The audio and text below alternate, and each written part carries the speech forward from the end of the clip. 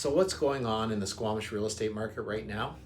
I'd call it a soft market.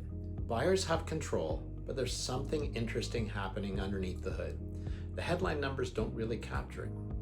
The problem really is that there's a big expectation gap. Sellers, they often think that yesterday's prices still apply, and buyers know that the market has softened.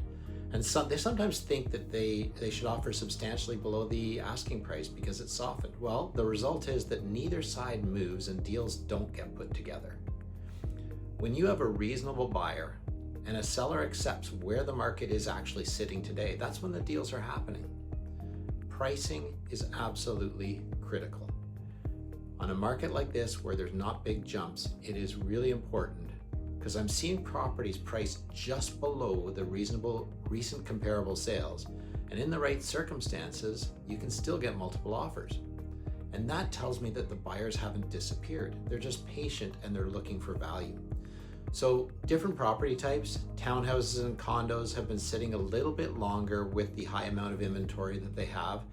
And detached homes are still challenging too, although homes with suites particularly important to buyers right now because they require them for mortgage. Even the higher end homes are not immune to this, which they usually have been. Now there's a connection between Vancouver and Squamish. In my experience, typically the market moves to Squamish a little bit later. So the property prices have gone down in Vancouver, and then when people sell down there, they're not able to bring as much purchasing power up to Squamish. And we're seeing some of that effect right now. So what's missing from the numbers? Well, there actually seem to be quite a few buyers out there, but they're just exuding a lot of patience. They don't feel like they have to buy today, and that's why a property can sit. And then when the right property comes in and the seller is good with the correct price, it gets a lot of attention. And I don't think we'll really see the direction of this market until we see what happens in February. That's usually when a lot of new properties come on the market, and we can decide whether or not the buyers that are sitting on the sidelines or being patient are willing to jump on new product. That will tell us a lot.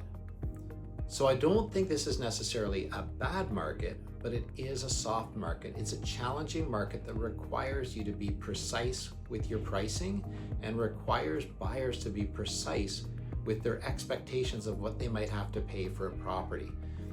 Remember that you're buying the property that you're buying today, and you're selling the property that you're selling today. What you think is going to happen tomorrow doesn't really play into that fact, and when it starts to play in too heavily, that's when we find buyers and sellers can't come together, and that's when the deals stop happening.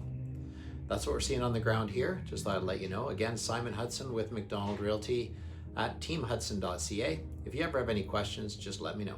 Thanks very much and have a fantastic day.